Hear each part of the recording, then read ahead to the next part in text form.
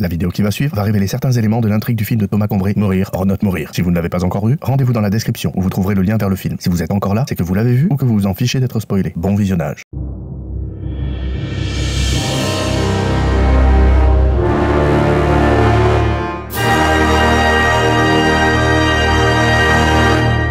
Salut! Dans les films en général, tous les écrans sont rajoutés en post-production et sont donc incrustés en effets spéciaux. Mais pourquoi? Alors, à l'origine, c'était lié à la technologie des écrans en question. C'était des écrans cathodiques. Pour ceux qui ne le sauraient pas, un écran cathodique, c'est donc un canon à électrons qui envoie un électron contre une surface qui va réagir à la présence de cet électron en émettant de la lumière. Et cette projection d'électrons se faisait par balayage, ligne par ligne et point par point, qui avait tendance à donner un effet de balayage justement quand on le filmait avec une caméra. Alors de nos jours, cet effet de balayage a disparu avec les dalles modernes, mais il existe quand même d'autres raisons pour lesquelles on incruste en post-production ces écrans. La première, c'est que au moment du tournage, le contenu même de cet écran n'existe peut-être pas encore. Il n'a pas été tourné ou je ne sais quoi, donc on ne peut pas l'utiliser au moment du tournage, tout simplement parce qu'il n'existe pas encore à ce moment-là. Deuxième raison, c'est que ce que contient cet écran peut nécessiter une synchronisation suffisamment précise avec le jeu des comédiens, et le fait de le jouer en live contraint dans le temps la manière dont vont jouer les comédiens. Alors que là, en post-prod, on peut parfaitement régler comme on veut la durée et les temps de pause de cette incrustation. Et donc la synchronisation de ce que contient l'écran avec le jeu des comédiens sur les plans qui auront été choisis au cut final est plus facile. Et oui, parce qu'un comédien ne prend jamais exactement le même temps pour faire ses déplacements et ses répliques. Ce ne sont pas des machines, ce ne sont pas des robots, ils ne peuvent pas répéter à l'identique à chaque prise. Et la dernière petite raison qui pour le coup est un peu plus technique, c'est que le fait de diffuser des images dans des écrans que l'on voit à la caméra, ça nécessite souvent d'allumer ces appareils. Et donc, ces appareils vont générer du bruit.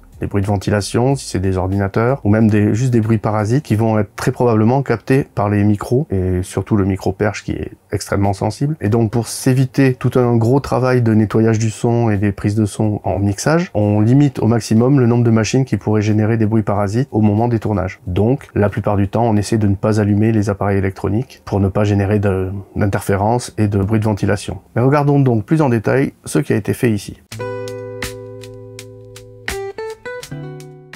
Ici, rien de compliqué pour récupérer le mouvement de l'écran et y incruster l'interface du logiciel de montage. Pareil pour faire croire que la vidéo était bien dans l'écran. Quelques faux reflets, des couches de poussière et le tour est joué. La vraie difficulté ici, c'est le bras de Thomas qui se trouve devant l'écran et qui est légèrement flou puisque le point de la caméra est sur l'écran lui-même. Ce fond d'écran blanc et ce flou va me poser tout un tas de soucis pour le faire disparaître. Et je vais devoir passer par des masques animés complexes et tout un tas de bidouilles pour enlever cette lumière blanche dans les bords flous du bras de Thomas.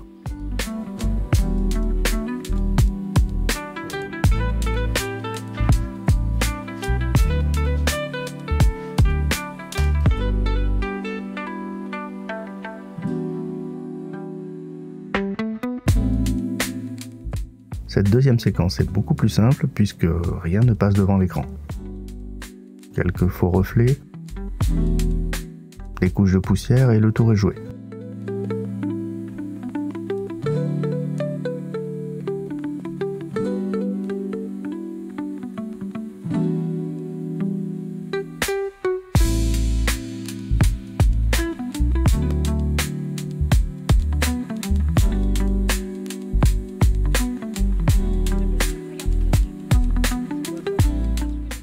Bon, et pour le coup, le scotch vert placé dans cette scène sur l'écran à incruster aura été très utile pour détourer le doigt de Thomas.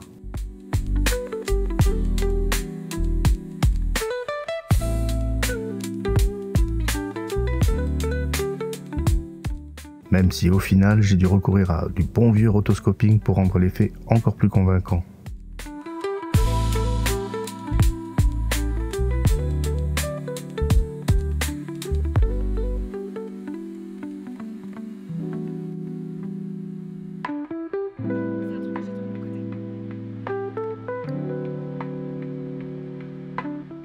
Voilà qui conclut ce deuxième épisode des FX de Mourir or not mourir. Dans le prochain épisode, on va s'attaquer à un plan qui est quasiment impossible à faire dans la vraie vie, ou alors de manière très compliquée, qui implique beaucoup de personnes et d'attentes. Mais je vous en dis pas plus, rendez-vous au prochain épisode. Si vous avez aimé cette vidéo, partagez-la autour de vous et donnez votre avis dans les commentaires. Et surtout, pensez à vous abonner à la chaîne, pour ne rien manquer des prochaines vidéos concernant les VFX de Mourir or not mourir. Vous pouvez également vous rendre sur cette playlist pour voir tous les épisodes de cette série qui sont déjà sortis. A bientôt sur Benscraft.